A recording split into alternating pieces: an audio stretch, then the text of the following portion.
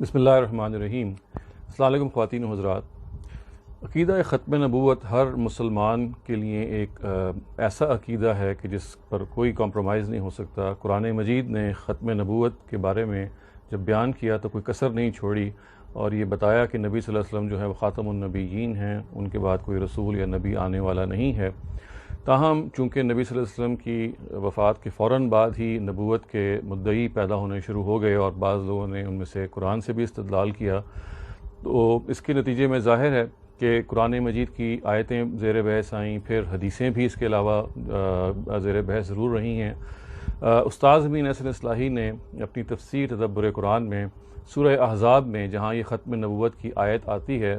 یہ آیت نمبر 40 ہے اور سورہ احزاب کا نمبر 33 ہے،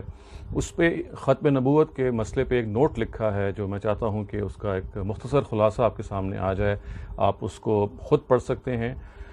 اس میں تو کوئی شک کی بات نہیں ہے کہ ختم نبوت کے اس اعلان کے بعد جب قرآن نے کہہ دیا کہ اللہ کے جو رسول ہیں، جو الفاظ استعمال کیے گئے وہ یہ کہ وہ خاتم النبیین ہیں، وہ نبیوں کے خاتم ہیں، نبیوں کی مہر ہیں، ان کے بعد کوئی نبی نہیں آئے گا، کوئی رسول نہیں آئے گا۔ اور پھر یہ صرف یہ نہیں کہا گیا، یعنی یہ کہہ کے نہیں چھوڑ دیا گیا، بلکہ تفصیل جب بیان کی تو یہ کہ وہ خاتم النبیین ہیں، جس کا آپ سے آپ مطلب یہ ہے کہ وہ خاتم الرسول بھی ہیں، کیونکہ رسول جو ہے وہ نبی سے ایک ہائر کیڈر ہوتا ہے، کہ اگر لوور کیڈر کا وہ خاتم ہے تو آپ سے آپ جو ہائر کیڈر ہے اس کے بھی وہ خاتم کہلائیں گے۔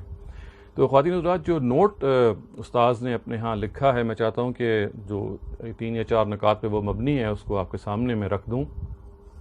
پہلی چیز جو استاذ امین احسن اصلاحی نے واضح کی ہے وہ یہ ہے کہ نبی کی جو ذات ہے یہ کوئی ان انٹروڈیوسڈ نہیں ہوتی، یعنی ایسا نہیں ہوتا کہ ناواقف یا غیر معلوم ہو اور ایک شخص آئے اور کہے کہ بھئی میں نبی ہوں اور لوگ اچانک سکتے میں آ جائیں یا سرپرائزڈ ہوں، بلکہ ہر نبی جو ہے وہ ایک انٹروڈیوس پرسنالٹی ہوتا ہے۔ سابقہ انبیاء اس کی پیشن گوئی کرتے ہیں، وہ پیشن گوئی موجود ہوتی ہے اور جب وہ آتا ہے تو وہ کہتا ہے کہ دیکھیے ان پیشن گوئیوں کے میں مستاق آیا ہوں، اکارڈنگ ٹو دوز پروفیسیز، میں ان کو کنفرم کرتا ہوں، ان کی کنفرمیشن میں آیا ہوں۔ خواتین و حضرات، اس چیز کے بارے میں پھر تفصیل سے استاذ نے کلام کیا اور بتایا ہے کہ دیکھیے کہ حضرت آدم سے لے کے نبی صلی اللہ علیہ وسلم تک کا جو سلسلہ نبوت رہا ہے اس میں کس طرح سے اس چیز کو ملوث رکھا گیا، اور خاص طور سے حضرت ابراہیم کے بعد تو اس کے بارے میں یہ تک اہتمام ہوا کہ ایک جو چونکہ نبوت کو ایک سلسلے میں خاص کر دیا گیا تھا، ایک ان کی اپنی پروجنی میں، ان کی اپنی اولاد میں خاص کر دیا گیا تھا، تو یہ پیشن گوئیاں جو ہیں یہ بہت پروناؤنسڈ ہو گئی ہیں، اور خاص طور سے نبی صلی اللہ علیہ وسلم کے لیے تو اس میں یہ ہوا کہ ان کے بارے میں نہ صرف حضرت ابراہیم نے کہا کہ ان کی امت سے ایک رسول پیدا ہوں گے جن کے یہ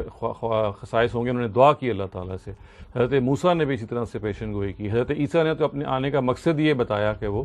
نبی صلی اللہ علیہ وسلم کی جو زندگی ہے، جو وہ آسمان کی بادشاہی ہے، اس کی منادی کرنے کے لیے آئے ہیں، اور قرآن نے یہ کوٹ کیا ہے کہ انہوں نے احمد کا نام لے کے یہ بتایا کہ وہ آنے والے رسول کا نام احمد ہوگا، تو کوئی گنجائش نہیں چھوڑی۔ بنی اسرائیل میں جو انبیاء آئے ہیں وہاں تو یہ ہوا کہ جب بھی کوئی نبی آتا وہ آنے والے نبی کو مسح کر کے جاتا، یہ بتا کے جاتا کہ میرے بعد اب نبوت اس کو ٹرانسفر ہوگی، تو گویا ایک پوری چین تھی جو اس طرح سے آئی۔ جس چیز کو استاذ یہاں واضح کرنا چاہ رہے ہیں وہ یہ ہے کہ نبوت اگر نبی صلی اللہ علیہ وسلم پر ختم نہ ہوتی تو لازماً نبی صلی اللہ علیہ وسلم اپنے کسی آنے والے کے بارے میں پیشن گوئی کرتے، ویسے ہی پیشن گوئی جیسے کہ ان کے بارے میں یا ان سے سابقہ انبیاء کے بارے میں پہلے دوسرے انبیاء نے پیشن گوئی کی۔ تو پہلی چیز انہوں نے یہ بیان کی کہ اس طرح کی کوئی پیشن گوئی نہ ہمیں قرآن مجید میں ملتی ہے اور نہ کہیں اور ملتی ہے جو یہ بتائے کہ نبی صلی اللہ علیہ وسلم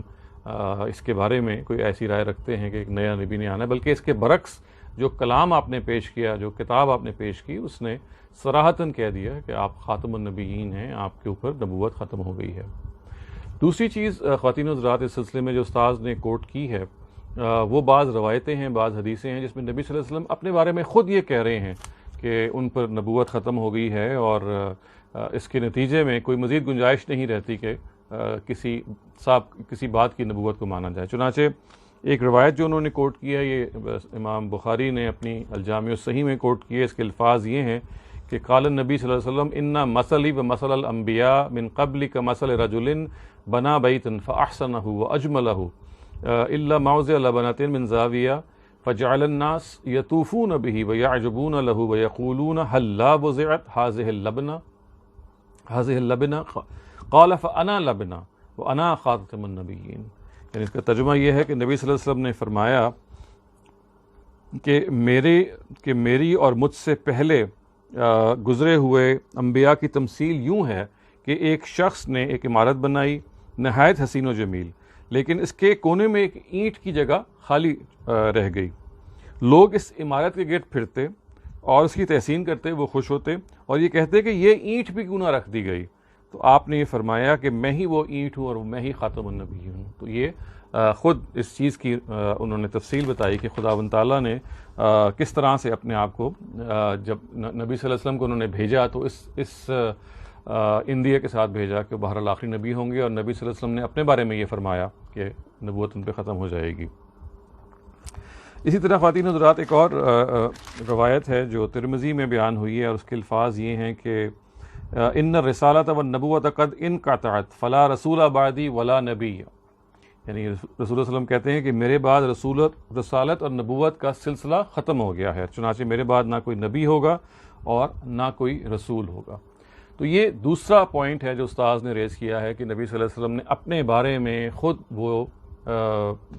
تفصیل بتا دی کہ میں آخری نبی ہوں، میرے بعد کوئی نبی نہیں آئے گا.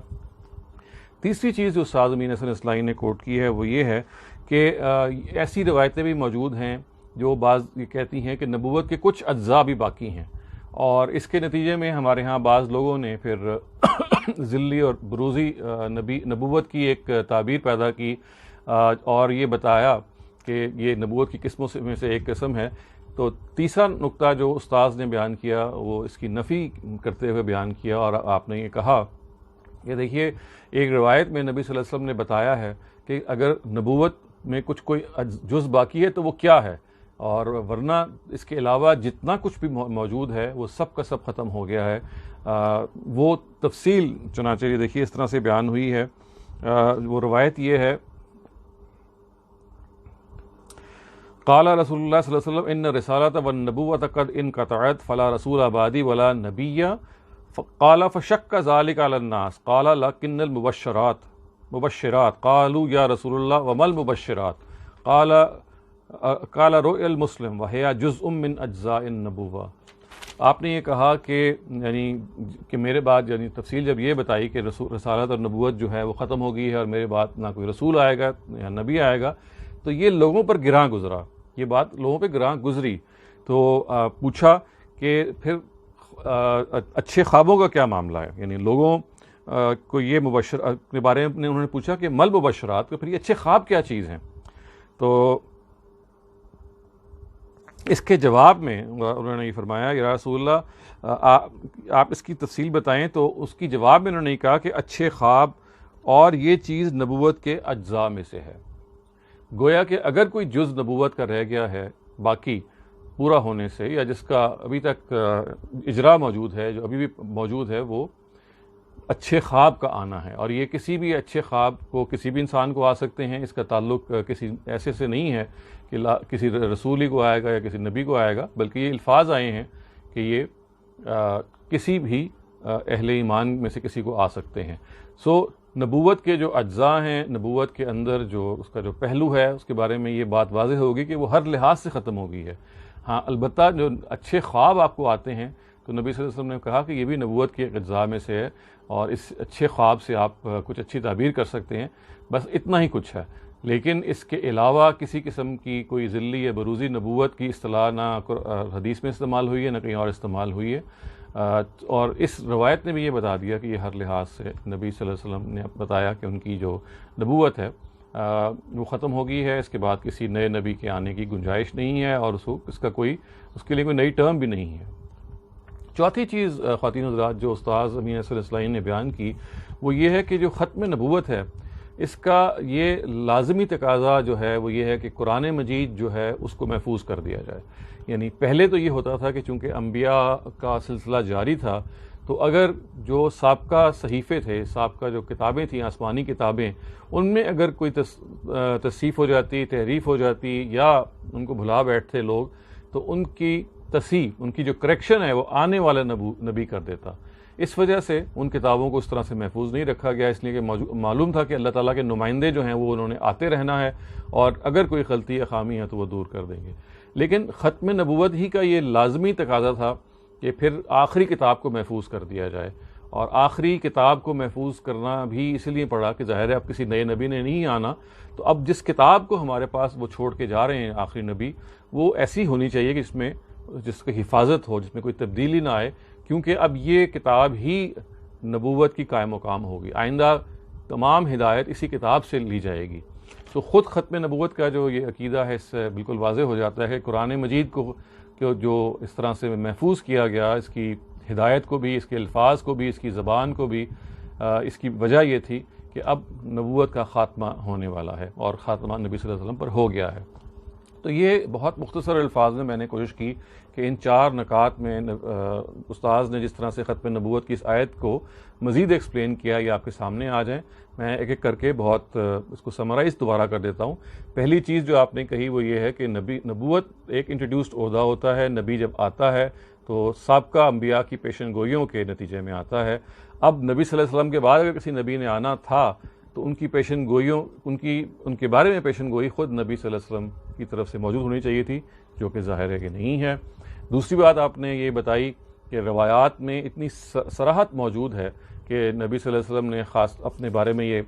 کہا کہ بھئی نبوت جو ہے وہ ختم ہو گئی ہے، اب رسالت بھی ختم ہو گئی ہے، میرے بعد نہ کوئی نبی آئے گا نہ کوئی رسول آئے گا۔ یہ قرآن نے تو کوئی کسر نہیں چھوڑی تھی، نبی صلی اللہ علیہ وسلم نے اس کی مزید اس طرح سے توضیح کر دی۔ پھر تیسری بات آپ نے یہ کہی کہ نبوت کی جو ہمارے ہاں بعض اصطلاحیں بن گئی ہیں، ذلی نبوت یا بروزی نبوت، اس کی کوئی حیثیت نہیں ہے، یہ کوئی